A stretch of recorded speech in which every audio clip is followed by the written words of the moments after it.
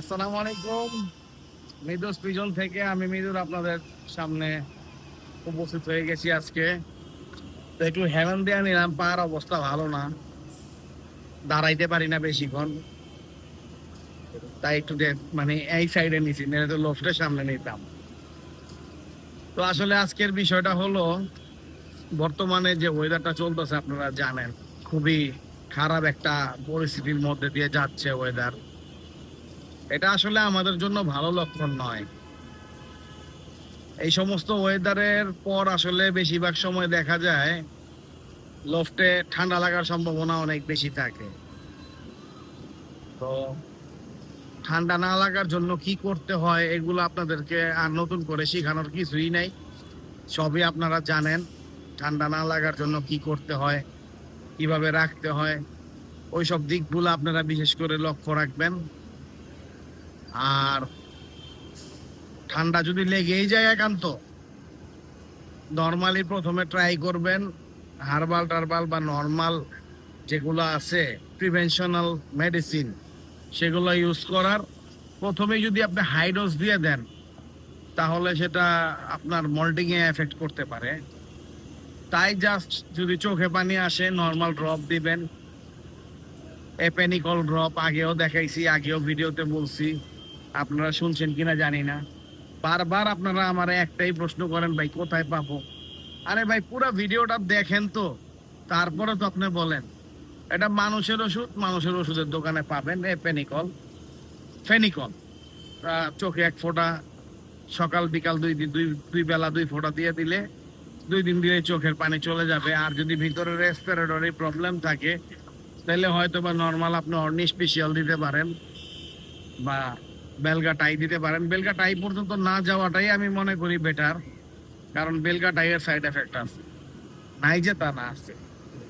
অর্নিতে side এফেক্টটা খুব কম, আর যদি অর্নি specially extra দিতে পারেন সেটাতে আরো সাইড এফেক্ট কম। তো ঠান্ডা এই গেল একটা ব্যাপার। আর না লাগলে আলহামদুলিল্লাহ খুবই খুশির খবর। হ্যাঁ, আর একটা ব্যাপার হলো, ঘর স্যাঁতসেঁতে থাকে বৃষ্টির মধ্যে। এই স্যাঁতসেঁতে থেকে মনে করেন স্যালমোনেলার ভাইরাস গুলা,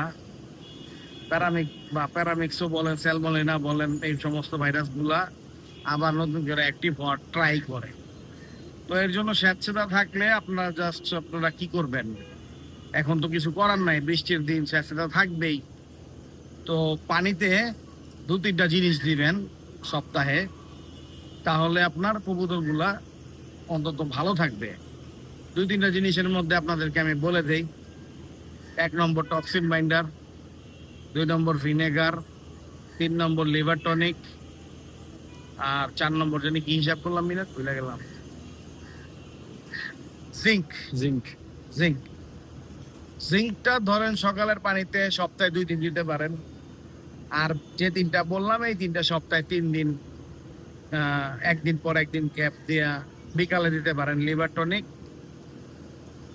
টক্সিন বাইন্ডার, আর হলো ভিনেগার। আসলে এগুলাই আপনার কবুতরকে বাঁচাবে।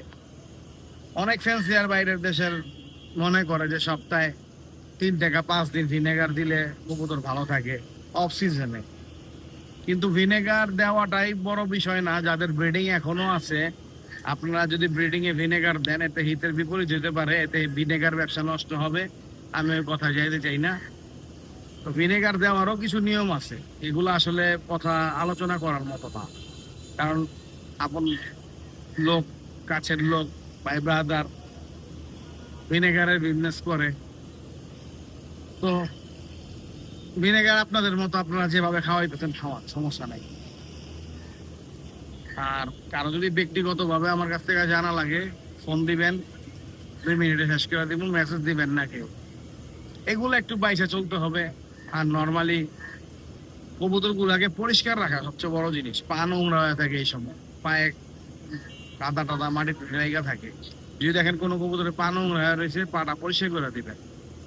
আর খাবারটা ড্যাম হয়ে যায় এই সময়। এই যে রোদ নাই কতদিন দেখেন, মনে হইতেছে আমার শরীরে রোদ, মানে আমরা তো আসলে রোদ লাগতে লাগতে আমাদের বডিতে আমাদের একটা অন্যরকম ফিল চলে আসছে। অনেকে আছে রোদ সহ্য করতে পারে না, কিন্তু আমরা রোদটাকে ফিল করি। আপনি দেখেন একটা জিনিস, যদি রোদটা এতদিন ধরে আমাদের শরীরে লাগতেছে না, আমাদের কাছে ভালো লাগতেছে না, আমাদের কাছেই খারাপ লাগতেছে। তো রোদটা খুবই দরকার। এখন আসলে যত বৃষ্টি হয়েছে এনাফ, আর দরকার নাই। এখন একটু রোদ হইলে মনে হয় আমাদের জন্য বেটার হইতো, আমার জন্য ব্যক্তিগতভাবে, আর কবুতরের জন্য বেটার হইতো। আর যদি পারেন মাসে একদিন ভিটামিন ডি দেওয়ার চেষ্টা করবেন কবুতরকে। ভিটামিন ডিটা খুবই দরকার, কারণ আমাদের কবুতর গুলা যারা রেসিং কবুতর, যারা লফটে পালি, পুরা পারফেক্ট রোডটা পায় না। বিশেষ করে ফ্লাইং সেক্টরে 2 দিন 1 দিন দিবেন, আর স্টকে বা ব্রিডিং এ তো সপ্তাহে 4 দিন দিবেন, এই মাসে 4 দিন দিবেন। আর স্টকে দিবেন মাসে 2 দিন। বোঝা গেছে ব্যাপারটা? ব্রিডিং এ প্রতি সপ্তাহে, মানে মাসে মাসে হয় 4 সপ্তাহ, ব্রিডিং এ দিবেন 4 সপ্তাহ মাসে। 4 সপ্তাহ বলে সপ্তাহে 1 দিন, সপ্তাহে 1 দিন 4 সপ্তাহ, মানে 4 দিন মাসের দিবেন। কথা বলতেছি আমি। মাসে 4 সপ্তাহ স্টকে দিবেন, মাসে 2 সপ্তাহ, আর ফ্লাইং এ দিবেন মাসে 1 সপ্তাহ। এভাবে করে ভিটামিন ডি দিতে পারেন। আচ্ছা, কথাটা কিন্তু সুন্দরভাবে হইলো না, এটা তো সমস্যা হইব। সপ্তাহ ভাবে বইলো না, মাসে মাসে 1 4 দিন দিন ফ্লাইং এ। মাসে 1 দিন ফ্লাইং এ, মাসে 2 দিন স্টকে, মাসে 4 দিন ব্রিডিং এ ভিটামিন ডি দিবেন। আপনারা ভাবতে পারেন আমি হয়তো বা ভিটামিন ডি পশু পাখির দোকানেরটা বলতেছি, না, ওগুলা দিবেন না, ওগুলা দিবেন না। দিবেন হলো মানুষের ভিটামিন ডি ক্যাপসুল পাওয়া যায় 20,000 পাওয়ার। 20,000 পাওয়ারের একটা ক্যাপসুল 2 লিটার পানিতে দিবেন, জাস্ট। এটা perfect. D rice, D rice, D balance, বিভিন্ন ধরনের নাম আছে। অনেক কোম্পানি অয়েল টাইপের বানায়, কিন্তু অয়েল টাইপেরটা হইলে খাবারে মিশিয়ে দিবেন, পানি দিবেন না। তো এটা দিয়ে দিবেন কবুতরকে, ইনশাল্লাহ দেখবেন কবুতর চঞ্চল থাকবে। কবুতরের যে মনমরা ভাবটা, এটা থাকবে না, আমার মতো মরে থাকবে না। আমি তো ভিটামিন ডি এর অভাবে আছি এখন, গ্রোথ পাই না কবে থেকে।